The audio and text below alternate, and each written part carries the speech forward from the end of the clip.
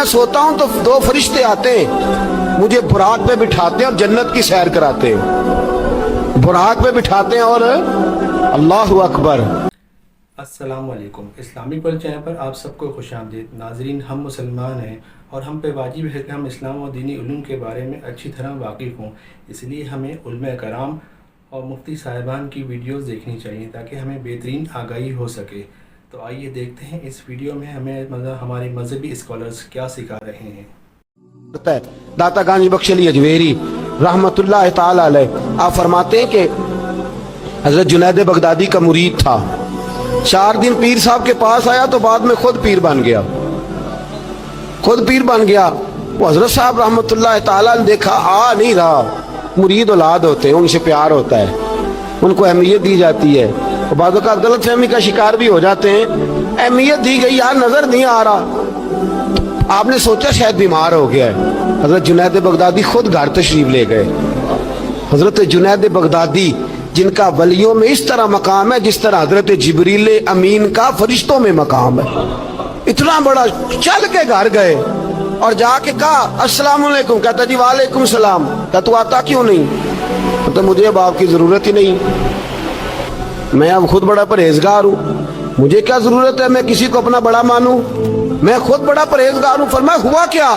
کہنے لگا جی رات جب میں سوتا ہوں تو 2 فرشتے آتے ہیں، مجھے براق پہ بٹھاتے ہیں اور جنت کی سیر کراتے ہیں، براق پہ بٹھاتے ہیں اور اللہ اکبر جنت کی سیر کراتے ہیں۔ میرے ہاتھوں کے تراشے ہوئے مٹی کے صنم آج بت خانے میں بھگوان بنے بیٹھے، میرے ہاتھوں کے تراشے ہوئے مٹی کے صنم دیکھو تو صحیح، آج بت خانے میں بھگوان بنے بیٹھے اور رائے پوری کہنے لگے وہ پتھر جن کو سکھائی تھی قوت گویائی ہم نے، وہ جب بولنے لگے تو ہم پر ہی برس پڑے، بولنے لگے تو وہ ہم پر ہی برس پڑے۔ کہنے لگا جی اب تو میں اللہ خیر کرے بڑا اونچا اڑ رہا ہوں، آپ کبھی گئے جنت میں؟ آپ مسکرا پڑے، فرمانے لگے بیلیا آج جب جنت میں جائے تو ذرا لا حول ولا قوت بھی پڑھ لینا، آج جب جنت میں جائے تو ذرا وہ بھی۔ وہ کہنے لگا چلو ٹھیک ہے پڑھ لوں گا، اٹھ کے ملا بھی نہیں، حضرت واپس آ گئے۔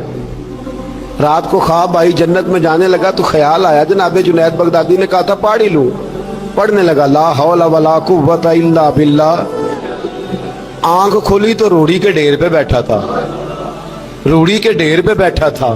وہ جو بھاگ رہے تھے ان سے پوچھنے لگا مجھے کہاں چھوڑ کے جا رہے ہو خواب میں؟ تو کہنے لگے شیطان کے مختلف روپ تھے، تو اصل میں حضرت جنید کے پاس زیادہ آنے جانے لگا تھا تو اللہ کے قریب ہونے لگا تھا، تو ہم نے چکر چلا کے تجھے وہاں سے روکا، تو بیوقوف ہے سمجھ نہیں آئی۔ اب رونے لگا جاؤں تو کس منہ سے جاؤں، حاضری دوں تو کس منہ سے دوں، اب میں کیسے جاؤں اس کی بارگاہ ناز تک، کس طرح حاضری دوں، گرا جو ان کی نگاہ سے وہ سنبھل نہیں سکتا۔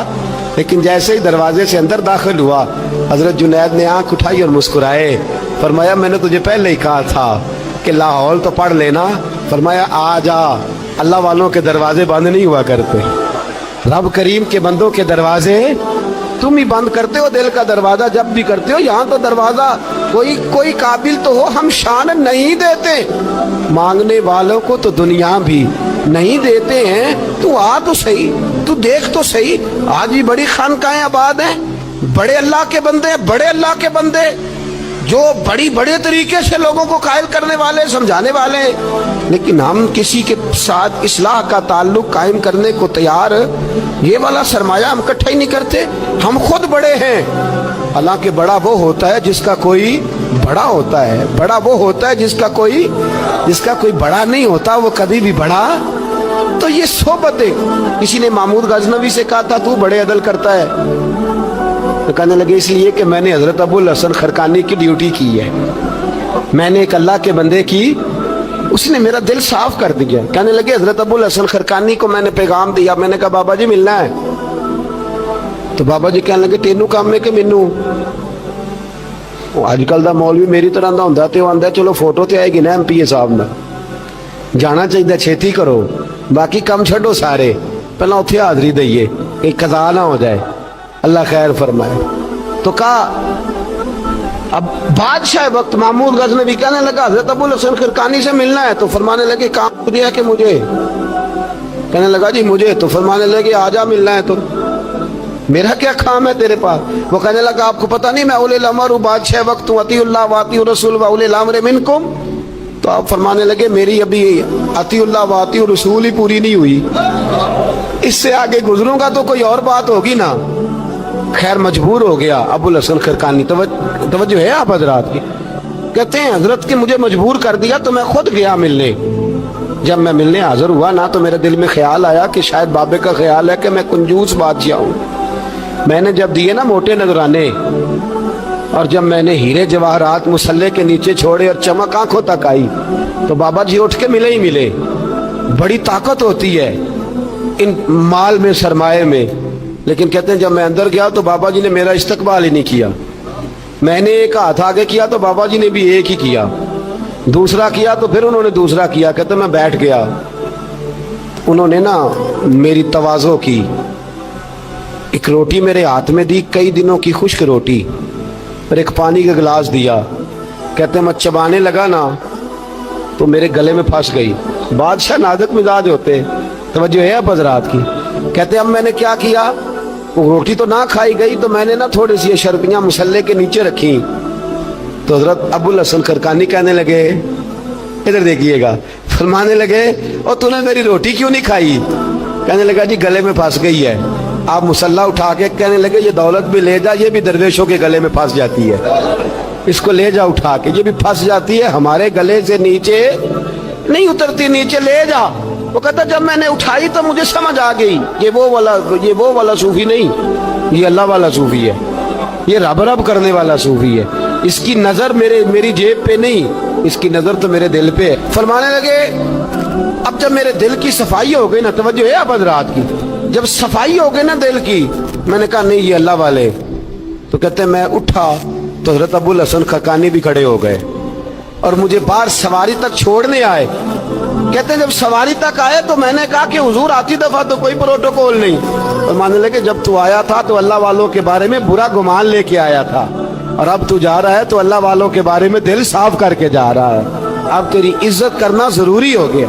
मेरे अजीज याद रखिएगा, ये जो सोहबत सुलहा है ये रेग मार का काम करती है, ये बातन को रोशन करती है, ये निखार पैदा करती है। लेकिन जाए अल्लाह के बंदों के पास, देखे ना, मैंने पहले भी कहा था, एक दफा फिर बात दोहराता हूँ, मैंने अपने हज़रत से एक दफा कहा कुछ मुरीदों को प्रोटोकॉल मिलता है और कुछ बेचारे ऐसे होते हैं जिनको झिड़कियां मिलती हैं। तो आप फरमाने लगे प्रोटोकॉल इनको मिलता है जिनका डर हो कि कहीं भाग ना जाए, इनको प्रोटोकॉल, और जिनका पता हो ना जितने मर्जी जूते मारो मेरा ही है, इसने कहीं जाना, उनको जरूरत नहीं होती प्रोटोकॉल की। हम तो आस्थानों पे भी जाते हैं किसी जगह। हाँ एक बात जरूर मैं कहूँगा, जरूर कहूँगा, खानकाह पे जाइए, उस खानकाह पे जहाँ अल्लाह और उसके रसूल के दीन का दर्ज दिया जाता है, जहाँ सोना मुर्शद सच्चा मुर्शद से आगे बात नहीं जाती, और जहाँ सिवाय एक जात की शख्सियत परस्ती के कोई और नारा ही नहीं लगता, हम उन खानकाहों के कायल।